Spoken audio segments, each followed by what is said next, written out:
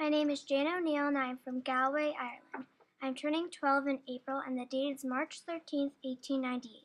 I am leaving Ireland because although I hate to admit it, my family members are not very skilled workers and we do not own a lot of land. I am leaving with my father Henry, mother Evelyn, my brother Mark, and my only sister Eleanor. My oldest brother James went ahead to America to find work, and 6 months ago he has sent us a letter telling us to cross the Atlantic Ocean, including money. Of course, I am going to miss the small but beautiful lakes, rolling hills, and of course my two best friends, Catherine and Peggy. We always love to make up stories and play pretend, but I understand that America has better opportunities for my family. The date now is March 17th, 1898. For the trip, I am packing a few of the many possessions I own in a sack sewn by my grandmother. I am wearing layers of clothes and packing cards, blankets, my favorite book, potatoes that I have planted, my lucky tin whistle, which I begged Mama to let me bring, 3 drawings, one of the hills of Ireland, another of my family, and the last of my friends and I. And of course, some money. Now I am starting to have different feelings about traveling to this America. I've heard that ships might not have made it to America, that it is awful in steerage, and once the traveling is over, you might have to be sent back because of sickness or illness.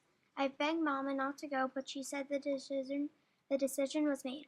We are going to America. Now is the saddest time of my life. Today is March 21st, the most dreadful day of the year. I have already said goodbye to Catherine and Peggy. They were extremely upset, but wished us luck on our journey. We are at the port in Cork, and the journey wasn't easy to get there. First we had to walk for hours, then take a small boat to Limerick, and take the longest train of my life. But of course Mama said that it was worth it, even though she had a nervous look on her face. I am not even sure if I will make it to America, but I know one thing for sure. I'm going to hate this America. I don't have my two best friends, I don't have the home I have always cherished and known, and most importantly, I'm going to a whole other world with no friends, no sign of home. I wish I never even heard of America.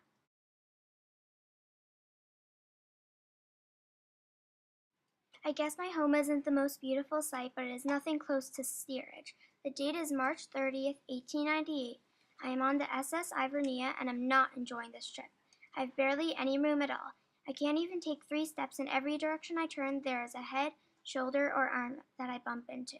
To add to that, I have to watch at least 3 people a day become extremely ill and taken to a doctor.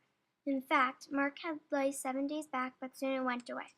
We were lucky that Papa discovered that he had lice and also that Papa was a doctor back in Ireland. The stench is unbelievably terrible that every time I walk I have to pinch my nose so that I do not die because of a case of revolting smells. How to describe how nasty the food is? I don't know how to explain. Papa considers us lucky to have brought additional food so that we do not eat the food they give us all the time. The only good thing so far is that I have met another girl named Hannah who is really nice and braids my hair when we are bored, which happens a lot. Besides that, the only thing I ever do on the ship is eat, play cards and hand games with Eleanor, eavesdrop on other conversations, read the same old book over and over again, write the same thing in my diary. Get me off this boat.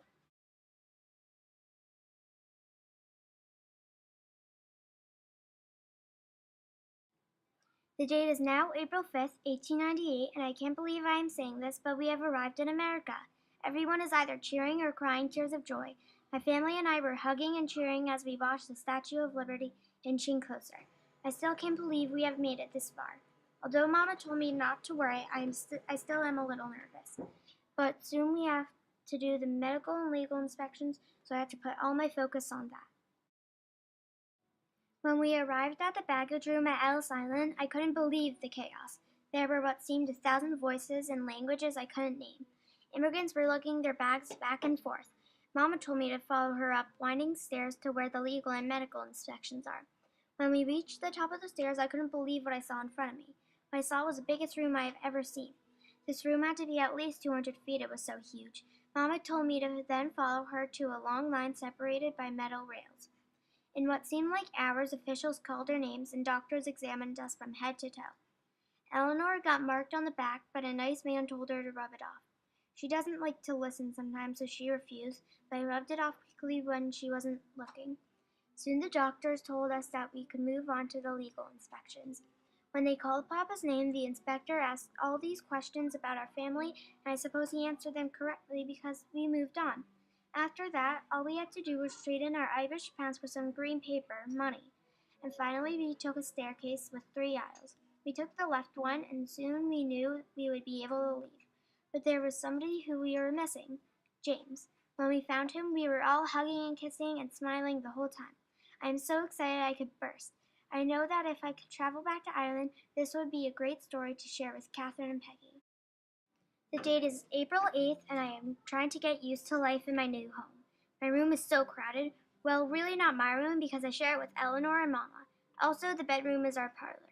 But I like to make fun of my brothers because they have to share it with Papa, and he is a restless sleeper. We mainly use the kitchen though for cooking, eating, and sometimes as a bedroom. To earn our money, Mama sells hats and ribbons, Papa works as a doctor, which doesn't surprise our family. James works in a bakery, Mark sells the newspaper, and I clean other tenements. I also go to school, do chores, and sometimes help Mama make ribbons. I'm sad though that I have to go to school. English is hard to learn and friends are hard to make. But I was so relieved when I found out that my friend from the ship, Hannah, goes to my school. Hannah, Eleanor, and I always play with a doll named Anne-Marie that has been with Hannah since she was a baby. We pretend that she is the Queen of America and goes on adventures. I also have another friend named Annabelle who is from Italy.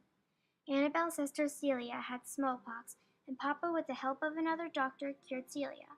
When Celia was infected, though, I tried to take Annabelle's mind off of her. So we played with dominoes, wooden blocks to build with, and also hopscotch. After that, we soon became good friends.